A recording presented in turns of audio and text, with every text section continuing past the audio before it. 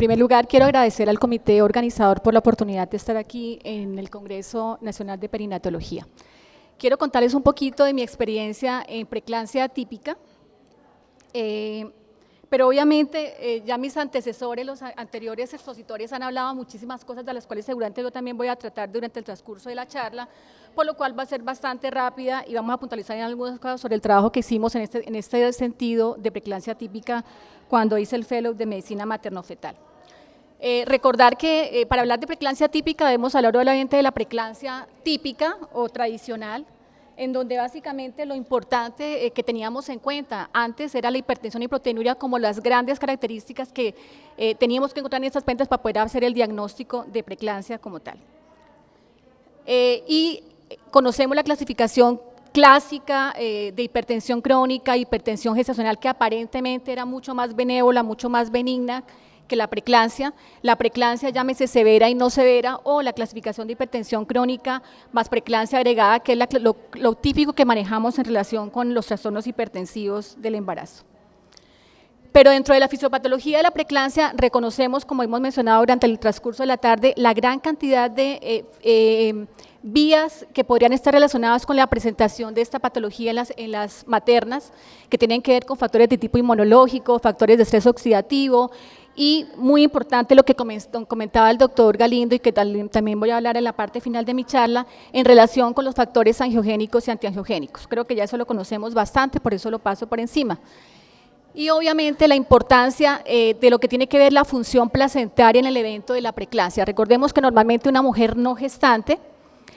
maneja unas presiones, muy bajo flujo a nivel del útero, con muy alta resistencia, y todo este proceso tiene que irse modificando a lo largo del embarazo para que ese flujo se haga de muy baja resistencia, de muy alto volumen, y permitir obviamente una adecuada balance en la unidad fetoplacentaria. ¿Qué es lo que no ocurre definitivamente en las pacientes con preeclampsia, sobre todo preeclampsia precoz, donde vemos la famosa invasión trofoblástica inadecuada, que termina en procesos básicamente isquémicos de inflamación y finalmente en una gran disfunción endotelial que afecta a todos los órganos de la paciente?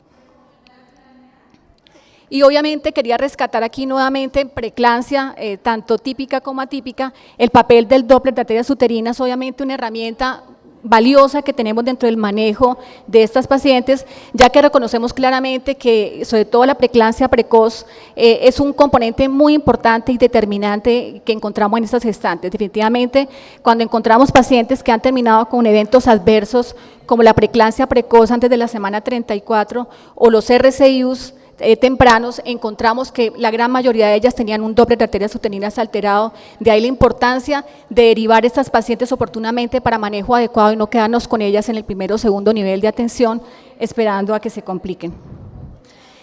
Y quizá la conclusión de todo lo que hemos hablado hoy y que quería nuevamente mencionar antes de hablar de preeclampsia atípica es reconocer lo que se ha hablado hoy. Obviamente que hay dos tipos de preeclampsia, definitivamente que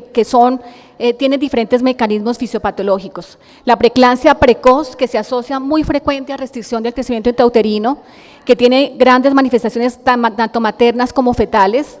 La preeclampsia tardía o periparto, que frecuentemente no se asocia a restricción, que su condición tiene que ver más con predisposición materna y efectivamente pues produce más manifestaciones de tipo en las maternas, en las gestantes y no en los fetos.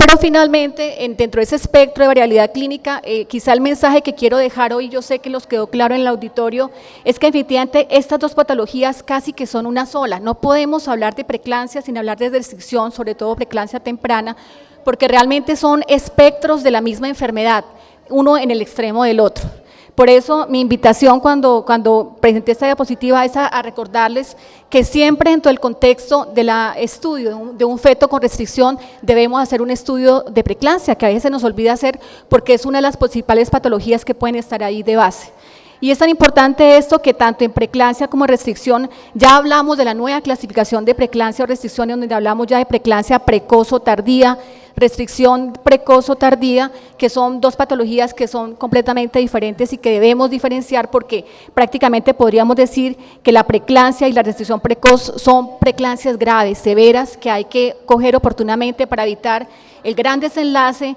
muy grave que encontramos, que es el desprendimiento de placenta y que se genera en abrupcios y en muertes fetales, que son las que vemos todos los días en los servicios de urgencias de una manera muy triste. Y justamente recordando lo que yo viví cuando era ginecóloga en los servicios de urgencias, el espectro es diferente. Uno quisiera que lo típico que se hablaba de preeclampsia se aplicara a lo que llega uno a las 2, 3 de la mañana, gestantes completamente edematizadas, con muchos síntomas, pero normotensas, y dice uno, bueno, ¿esto qué es? Y dicen que preeclampsia es hipertensión y proteinuria, esta paciente está normotensa, esto como que no es, y será que la mando para la casa, y frecuentemente uno ve mucha morbilidad materna y perinatal asociada a estas gestantes que hacían parte de ese cuadro atípico de la preeclampsia y a las cuales de pronto no le habíamos tenido en cuenta antes. Y en esa búsqueda de literatura para mirar lo que estaba pasando, en mi época de ginecóloga en urgencias, empecé a darme cuenta que la tal hipertensión gestacional de la cual pensábamos que era tan benigna, no lo era tanto, porque así encontráramos pacientes con proteinuria negativa, veíamos que se complicaban, que podíamos encontrar en ellas alteraciones en órganos blancos, fetos con restricción, hipertensiones muy severas que nos obligaban a desembarazar sin que hubiera proteinuria, y también encontramos un cuadro muy llamativo que también es causa de mucha morbilidad y que a veces no tenemos en cuenta y que creo que hoy nos queda claro después de esta charla, que es la preeclampsia sin hipertensión, la paciente con proteinuria gestacional que llega normotensa, pero usualmente asociada a un síndrome de fuga capilar que ha aumentado agudamente de peso en el embarazo, 2, 3, 4, 5 kilos en el último mes, y a la cual muchas veces devolvemos del servicio de urgencia porque está normotensa y supuestamente eso no es preeclampsia y es la que termina complicándose. En esa búsqueda de lo que eran los cuadros atípicos, empecé a investigar lo que ya existía, como todo en la vida, y encontré este artículo de la doctora Estela y el doctor Sibay, una persona pues absolutamente reconocida en el manejo de preeclampsia, que ha sido publicada en el 2006 sobre el diagnóstico de preeclampsia atípica y que no fue como muy conocido, pero que tuvo mayor resonancia cuando volvieron a hacer ellos la publicación en el 2009, donde nos hablaban del diagnóstico y el manejo de la preeclampsia atípica, y entonces como que encontré por ahí la respuesta y por eso estoy aquí hoy frente a ustedes contándoles mi historia sobre preeclampsia. Hace 4 años estuvo aquí en el auditorio el doctor Francis Figuera, excelente expositor igual que el doctor Galindo. Me encantó escucharlo hablar de preeclampsia atípica y con él empezamos a tener correspondencia para mirar qué proyecto podíamos hacer de investigación. Y bueno, no quiero hablar de esta parte que ya creo que hemos mencionado todos en relación con la hipertensión, la gran variabilidad clínica de la preeclampsia, entonces les sigo hablando acá de lo que era la preeclampsia típica. Entonces me acuerdo que el doctor Figuera nos habló de lo que nos hablaba el doctor Sibay en relación que cuáles eran las 4 condiciones para hablar de preeclampsia atípica, y básicamente era la presencia de hipertensión gestacional que llamamos hoy severa, con uno o más de estos síntomas que sería hipertensión arterial severa, o presencia de síntomas y o alteración de laboratorios. Pero fíjense que aquí estamos hablando de una preeclampsia sin proteinuria, que llamaríamos hoy, nos demos cuenta que incluso la sociedad americana ya está hablando de preeclampsia sin necesidad de que hablemos de proteinuria. En el segundo aspecto de la preeclampsia atípica encontramos la proteinuria gestacional, que es esa paciente que nos llega a los servicios de urgencias con muchos síntomas, cefalea, epigastralgia, muy sintomática, y a la cual, oh sorpresa, al hacerle los exámenes de laboratorio encontramos obviamente alteraciones importantes y nunca le encontramos hipertensa, o a veces se hace hipertensa con el transcurso de los días o en el posoperatorio o posparto inmediato. También encontramos como preeclampsia atípica los cuadros de aquellos cuadros clínicos de preeclampsia que ocurren antes de las 20 semanas, bastante inusuales, pero yo creo que algunos de nosotros hemos visto esos cuadros frecuentemente asociados a trombofilia, donde a las 18 y 19 semanas se nos llega una paciente que no podemos creer que sea una preeclampsia porque no ha pasado las 20 semanas, que supuestamente es el rango para hablar de hipertensión crónica y preeclampsia, pero que las hay, y está dentro de lo que conocemos como el espectro de preeclampsia atípica propuesto por el doctor Sibay. Y por último, la preeclampsia en el posparto tardío mayor de 48 horas, que también lo vemos frecuentemente, de ahí la importancia de tener las pacientes monitorizadas por menos 72 horas, porque frecuentemente podemos encontrar pacientes que incluso empeoren su condición habiendo estado normotensas en el posparto tardío. Esos serían los 4 aspectos de la preeclampsia atípica. Cuando me puse en la tarea de ponerme a buscar ya con base en los conceptos del doctor Sibay, qué había en la literatura sobre preeclampsia atípica, oh sorpresa, no encuentra uno nada. O sea, tú colocas preeclampsia atípica en los buscadores y no hay. Encuentras reporte de casos, hay como 4 artículos sobre reporte de casos, los artículos de Sibay que son como 2 o 3, contando también casos esporádicos. Encontré bastante sobre hipertensión gestacional severa, hay una publicación del doctor Homer del 2009, donde hay como 360 pacientes, un artículo del 2002 del doctor Sibay con 56 pacientes de hipertensión gestacional severa y nos describe cómo se encuentra. Entonces me pareció que era un tema muy interesante de investigar y de ver cómo se comportaba la preeclampsia atípica. Así, en esas cantidad de coincidencias que a veces llamamos diosidencias, porque no sabe uno por qué Dios lo pone en ciertas partes, llegué a hacer mi fellow de medicina materno-fetal al Hospital San José Fuchs y encontré que aparte del doctor Figueras, encontré ahí otra persona muy juiciosa, el doctor José Luis Rojas Arias, mi profesor, que también estaba muy interesado en el tema de preeclampsia atípica. Hicimos una alianza estratégica para trabajar sobre este tema, ya que contamos en el Hospital San José Infantil de Bogotá con la unidad de alta dependencia, donde manejamos 6 camas y un volumen muy importante de gestantes, alrededor de 600, 700 al año, en donde tenemos pues pacientes monitorizadas, a las cuales se le toman todos los paraclínicos, vigilancia estricta, y que nos permitía, digamos, tener como un nicho importante para poder hacer el estudio de preeclampsia atípica, y allí nació este trabajo que les quiero presentar hoy. Este trabajo se realizó pues obviamente con la idea generada en conjunto con el doctor Figueras, el doctor Rojas y yo, y participaron 2 compañeros residentes de la FUCS, todos los docentes del departamento, el doctor Miguel Parra Saavedra y el doctor Figueras, que fueron también mis asesores en este trabajo, que les voy a contar un poco cómo fue nuestra experiencia. El objetivo de este trabajo fue caracterizar las pacientes con preeclampsia atípica atendidas ahí en la unidad de alta dependencia de nuestro Hospital Infantil San José, y tomamos un periodo de 28 meses que correspondía más o menos al 1 de julio del 2011 al 30 de noviembre del 2013. ¿Qué encontramos? Tenemos un buen volumen de pacientes. En la unidad de alta dependencia en ese periodo atendimos 1.230 pacientes, un número importante, de las cuales, oh sorpresa, el gran porcentaje, casi el 70%, correspondían a pacientes con trastornos de la placentación, llámese hipertensión gestacional, preeclampsia, restricción, y tomamos esas pacientes y empezamos a buscar en nuestras pacientes, hacer una búsqueda de esas pacientes que iban llegando, a mirar cuáles entraban al cuadro, al concepto de preeclampsia atípica, y encontramos 200 pacientes en nuestro grupo, más o menos un 23% de las pacientes que han ingresado por trastornos de la placentación, que hicieron parte pues del trabajo final. ¿Qué encontramos en relación con la parte de sociodemográfica de las pacientes? Pues realmente muy parecido al espectro de preeclampsia típica, ¿no? Básicamente, pues las mismas pacientes, no, tuvimos muchas pacientes en edad reproductiva, en su mayoría tuvimos un porcentaje importante, de pacientes gestantes de edad avanzada, un 16%, control prenatal así como regular, como el 72% únicamente de las pacientes. Estos pacientes que vienen son de la ciudad de Bogotá y sus alrededores. La edad de ingreso al momento en que consultaron por los síntomas o por el cuadro de preeclampsia atípica, básicamente correspondió a un 76%, no me está funcionando acá el mouse, un 76% a pacientes mayores de 34 semanas, lo cual nos diría que de pronto no es una enfermedad tan severa como es la preeclampsia, pues, teniendo en cuenta que ese es el límite para hablar de preeclampsia precoz, un 21% a pacientes con menores de 34 semanas, de tal modo que el promedio de ingreso de estancia hospitalaria fue más o menos de 35, casi 36 semanas. ¿Qué más encontramos? Lo mismo de preeclampsia. En ellas, cuando mirábamos las que tenían antecedentes obstétricos, las que no eran nulíparas, el 25% correspondían a pacientes que han tenido ya un trastorno hipertensivo previo, lo cual conocemos, y les digo yo mucho a mis alumnos en la escuela de medicina,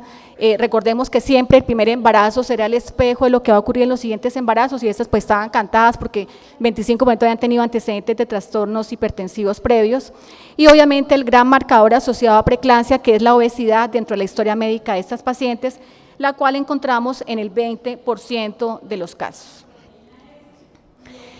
En relación con los criterios de preeclampsia atípica, tomando los 4 grupos propuestos por el doctor Sibay, ¿qué encontramos? Encontramos que el 61% correspondieron a hipertensión gestacional severa, no proteinúrica, que también llamamos, o sea que el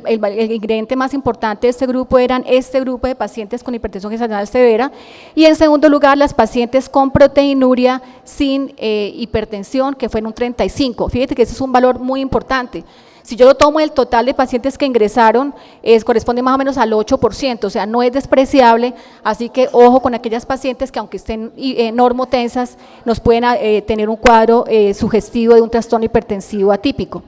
No encontramos pacientes con preeclampsia, eclampsia antes de la semana 20 y encontramos únicamente 6 pacientes en el posparto, un 3%, que ingresaron ya en el posparto tardío que cumplían con el criterio de preeclampsia atípica en el puerperio. Así como la preeclampsia afecta al feto, pues obviamente el gran riesgo es que afecte también a la mamá. Nos tomamos en el trabajo de mirar qué tipo de morbilidad materna extrema habíamos encontrado en este grupo de gestantes de preeclampsia atípica. Tomamos los criterios que usamos en FLASOC, que ustedes ya conocen ampliamente, morbilidad materna extrema, y encontramos morbilidad materna extrema en 24 pacientes, que correspondía más o menos al 12% de los casos, no es nada despreciable, lo cual quiere decir que esta patología pues obviamente también puede complicarnos gravemente en nuestras maternas, aunque no eran cuadros afortunadamente muy severos, realmente los cuadros con más de 2 criterios fueron muy pocos, y el total de estancia en nuestra unidad fueron más o menos de unos 4 días. Bueno, y lo interesante del asunto fue los resultados perinatales, porque queremos ver qué pasó con estos bebés de este grupo de preeclampsia atípica. ¿Qué encontramos? Que efectivamente, como hemos mencionado antes, este cuadro tiende a aparecer un poquito más tardíamente que la preeclampsia precoz. El 90% de los casos se dio básicamente en pacientes por encima de las 34 semanas. Que es esta que le estoy aquí señalando. Encontramos algo muy interesante también en relación con a las pacientes que le logramos hacer ultrasonido cuando ingresaron, que estas pacientes más o menos en un 35%, sumando estos 2 valores, tenían fetos con trastornos del crecimiento. Encontramos percentil menor de 3 en el 15%, percentil menor entre 3 y 10, con alteraciones en el Doppler más o menos del 20%, que sumado todo nos daría más o menos un 35%, lo cual nos quiere decir que efectivamente nos afecta también al feto la preeclampsia atípica. Y esto lo corroboramos nuevamente cuando miramos ya los resultados perinatales en relación con el peso al nacimiento, y encontramos que efectivamente 35% de las pacientes más o menos tuvieron fetos con un percentil menor de 10, de los cuales un 15% incluso eran percentiles menor de 3, o sea, esta patología no es nada benigna como nos la pintan, ojo con las pacientes, ojo con los bebés, porque realmente se nos puede complicar un poquito el manejo. De estos pacientes ingresaron a la unidad de cuidado intensivo o algún tipo de manejo en unidad de cuidado intermedio, más o menos 37% de los pacientes, y efectivamente tuvimos mortalidad perinatal, infortunadamente, 6 casos de mortalidad perinatal, las cuales correspondieron a 2 casos que correspondieron a óbitos fetales, que fueron, adivinen pues lo de siempre, abrupcios de placenta. Encontramos una muerte intraparto de un feto de 23 semanas que tocó inducir porque el cuadro era muy severo y pues obviamente murió en el intraparto, y tuvimos 3 muertes neonatales básicamente por sepsis y enfermedad de membrana hialina, y además tuvimos 2 muertes neonatales tardías. Entonces, fíjense con lo que les he contado, que es el resumen del trabajo. Realmente la preeclampsia atípica también tiene un porcentaje importante de complicaciones maternas y fetales, y creo que el mensaje de hoy debe ser en que empecemos a buscar esas pacientes en nuestros servicios de urgencias cuando estemos atendiendo pacientes que lleguen por cuadros atípicos. La conclusión de esto finalmente es que la preeclampsia atípica constituye un porcentaje importante del grupo de gestantes con trastornos de la placentación, y es muy importante tener unidades especializadas donde podamos reconocer fácilmente a estas pacientes. Eso nos permite realmente encontrar los casos. El 96% de las gestantes consultaron por síntomas de vasoespasmo y otras por síndrome de fuga capilar. Entonces hay que hacer una valoración adecuada a las gestantes y echarle ojo a los síntomas. Seguramente una paciente sintomática nos está diciendo que algo está pasando, hay que estudiar a estas pacientes, no quedarnos más allá de la hipertensión y la proteinuria. Recordar que la hipertensión gestacional severa también es tan severa y tan importante como la preeclampsia. Ya hemos visto en diferentes estudios que la morbilidad es muy similar a la preeclampsia severa, hasta tal punto que ya está prácticamente revaluado la proteinuria dentro del concepto de preeclampsia. Y encontramos a los que les dimos manejo ambulatorio, que fueron 66 pacientes, que la gran mayoría se nos complicaron. Unas no regresaron, asumimos que se complicaban y se fueron para otro hospital, 24% terminaron en preeclampsia severa, 16% reingresaron por síntomas, y las únicas que llegaban a término, a feliz término, fueron 24%, lo cual nos llegó a pensar si realmente deberíamos darle salida a estas pacientes o más bien dejarlas bajo manejo hospitalario. La conclusión, pues la preeclampsia típica es una variedad de preeclampsia no bien reconocida, la cual se asocia a morbilidad materna y perinatal importante, y creo que esto les quedó claro. Y quise terminar mi exposición con algo que ya se mencionó y que pienso que debe quedarnos hoy en el ambiente para cambiar el concepto del manejo de la preeclampsia en relación con el futuro hacia dónde vamos, y yo creo que ya el doctor Galindo de una manera excelente ha hecho la exposición hoy sobre lo que son factores angiogénicos y antiangiogénicos. Cuando lo vi hablando del tema pensé que no tenía nada más que hablar, hay alguna cosita más que contarles sobre el tema. Él ya mencionó el desbalance que hay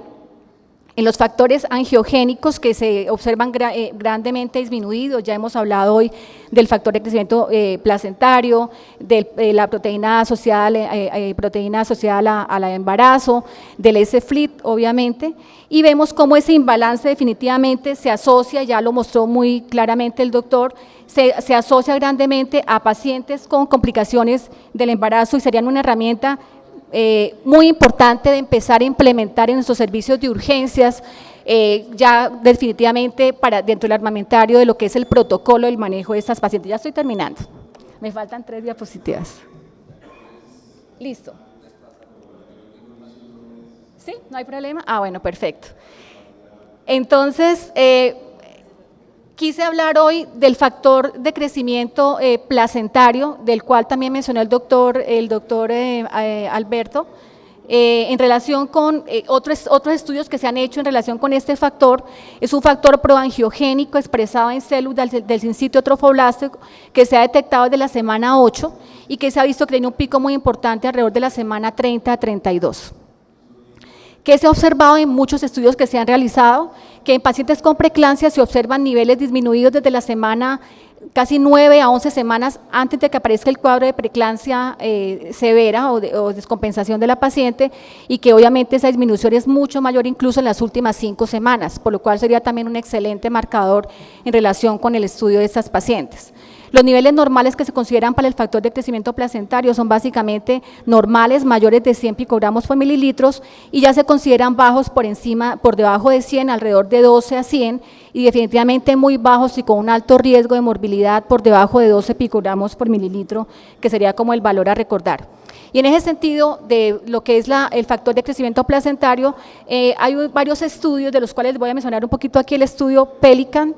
que es un estudio que se hizo multicéntrico en el Reino Unido, que empezó a evaluar a estas pacientes, encabezado por el doctor Chappell. Empezó a evaluar pacientes menores de 35 semanas, entre 35 y 36, mayores de 37 semanas, y empezó a mirar más o menos los valores de este factor de crecimiento placentario en estas gestantes con trastornos hipertensivos, para mirar y buscar como unos ítems de valores para poder hablar de normalidad y anormalidad. Finalmente se encontró, mirando las curvas ROC, que con un valor menor de 100 picogramos por mililitro, que fue lo que mencionamos antes, más o menos tenemos una sensibilidad del 96%, o sea, podríamos detectar 96% de las pacientes que se complican con preeclampsia, que tienen un evento adverso, aunque realmente no es tan específica, únicamente el 56%, pero tiene también otra cosa importante, que tiene un alto valor predictivo negativo de un 98%, lo cual nos dice que si yo tengo un valor normal, yo puedo mandar muy tranquilamente a la paciente para la casa, porque muy probablemente no es una preeclampsia, y es el gran valor que tiene el factor de crecimiento placentario, para mencionarles pues entre los factores angiogénicos. El resumen básicamente del estudio Pelican del doctor Chappell es que las gestantes de menos de 35 semanas, los niveles de factor de crecimiento placentario bajos eran el mejor predictor de necesidad de parto en las semanas posteriores. y con la sensibilidad y el valor predictivo negativo tan valiosos y tan importantes que serían herramientas también importantes en el manejo. Hay otro estudio que es el estudio de la PrEP que fue realizado en el 2012, publicado en el 2012, en mujeres con sospecha de preeclampsia, que también se hizo la evaluación del factor de crecimiento placentario y ayudaba a identificar a las mujeres con posibilidad de presentar un evento adverso en un periodo de tiempo de 2 semanas desde el día en que se hizo la determinación de este factor. Hay otro estudio también publicado en el 2013, donde también nos habla de las contracciones del factor de crecimiento placentario, que son significativamente inferiores en gestantes con enfermedades hipertensivas de la gestación y unos niveles de factor de crecimiento placentario también bajos, serían predictivos de parto antes de la semana 37. Y hay otro estudio muy interesante, en donde dice que el uso de los niveles de factor de crecimiento placentario como criterio de preeclampsia es claramente costo efectivo para la reducción de las pruebas innecesarias en gestantes con bajo riesgo de complicación. Quizá en esta parte la conclusión que podríamos llegar con lo que ya habló el doctor Galindo y lo que yo estoy mencionando es que definitivamente este tipo de herramientas bioquímicas nos permiten realmente enfatizar en el manejo de pacientes que realmente sí tienen el riesgo de tener la patología y podríamos usar los recursos en ellas para hacer el seguimiento, la vigilancia, definir el momento de desembarazarlas y poder quizá ya dejar a un lado las pacientes que no son cuadros, que no se nos van a complicar, porque al igual, por ejemplo, que el papel que cumple la cervicometría nos ayudaría en parto pretérmino, nos ayudaría a discriminar las gestantes que realmente sí tienen preeclampsia y las cuales tendríamos que enfocar todos nuestros recursos. Entonces, realmente me parece muy importante. Le preguntaba ahorita al doctor Galindo el costo, porque yo creo que todos nos estamos preguntando, bueno, ¿será que esto se puede hacer? ¿Será que lo podemos implementar acá en Colombia? Oh, sorpresa, el costo de la prueba que están haciendo ellos, que es más sensible porque usa los dos factores, el S-FLIT y el factor de crecimiento placentario, me decía que es de 25 euros. 25 euros son 60.000, 70.000 pesos. Realmente es una prueba muy económica. Vimos lo valiosa que puede ser para hacer el diagnóstico de estas pacientes, tanto en preeclampsia clásica, preeclampsia atípica, en trastornos microangiopáticos, y realmente pienso que debemos empezar a pensar que la preeclampsia tiene que manejarse ahora de una manera completamente diferente de lo que hemos aprendido hoy. Entonces la pregunta que me hacía cuando comencé esta charla, en relación que si la medición de este factor de crecimiento, o la relación o el radio S-FLIT con factor de crecimiento placentario, tiene cabida en el diagnóstico de preeclampsia atípica, obvio, yo creo que nos quedó claro a todos, tiene cabida en manejo de preeclampsia típica, clásica, en el manejo de preeclampsia atípica, en el manejo de ese manejo de los diagnósticos diferenciales en lo que nos habló el doctor Bautista, de los trastornos microangiopáticos, donde a veces no sabemos qué es lo que tiene la paciente, no sabemos hacia dónde irnos en el manejo, desembarazarla o no, y ya tenemos la herramienta para poder hacer el manejo en estas pacientes definitivamente. Por tanto, pues para llevar ya a casa y concluir mi charla, el mensaje que les quiero dejar a ustedes hoy es que la preeclampsia atípica es una variedad de la preeclampsia aún no plenamente reconocida, que se asocia a una importante morbilidad materna y perinatal, y creo que hoy nos quedó claro, que el futuro de los estudios sobre detección de riesgo de preeclampsia y riesgo de resultados perinatales adversos debe estar orientado hacia el papel de los factores angiogénicos y antiangiogénicos. Creo que hacia ahí vamos, hacia ahí debemos apuntar. Yo creo que hoy es el comienzo aquí en Colombia de que empecemos a revisar nuestros protocolos de manejo de trastornos hipertensivos, a implementar dentro de ellos la medición de estos factores que son económicos, que son costo efectivos, que nos permiten hacer un diagnóstico real, objetivo de lo que tiene la paciente. Amén de lo que hemos revisado el resto de cosas en el transcurso de la tarde de hoy, de también todas las medidas que tenemos para prevenir preeclampsia, para que no nos lleguen en este estado tan tardío donde no tenemos mucho que ofrecer sino desembarazarlas, como es el manejo de medidas preventivas como la aspirineta, que ya nos quedó claro hoy, el calcio, y de pronto no quiero terminar sin hacer un llamado hoy a mis colegas ginecólogos, médicos generales, estudiantes, perinatólogos, a recordar que el control prenatal tiene que dejar de ser lo que estamos haciendo, el control prenatal, que es algo bastante superficial. El control prenatal tiene que estar enfocado hacia la detección en la primera consulta de control prenatal de los riesgos de la paciente para poder hacer medidas eficaces que nos permitan evitar que la paciente llegue a la semana 28, 29 con una preeclampsia severa y tengamos que desembarazarla con una gran mortalidad y morbilidad fetal. Cuando ya vemos que hay herramientas, hemos aprendido en el transcurso de la tarde de hoy, muy valiosas para poder iniciar el manejo y prevenir esas patologías. O sea, no nos quedemos como espectadores ausentes, hagamos un buen control prenatal, en la primera consulta establezcamos riesgos, establezcamos medidas de manejo para prevenir estos riesgos. En el caso de preeclampsia nos queda claro el calcio, la aspirineta, y en el caso ya de las pacientes que no logramos coger en esa parte inicial porque son primigestantes y no teníamos antecedentes claros para poder sospecharlas, sí, cuando nos lleguen al servicio de urgencias que encuentren protocolos de manejo claros que permitan que evitemos complicaciones que vemos a diario frecuentemente de muertes maternas, muertes perinatales por óbitos, entre otras. Muchas gracias.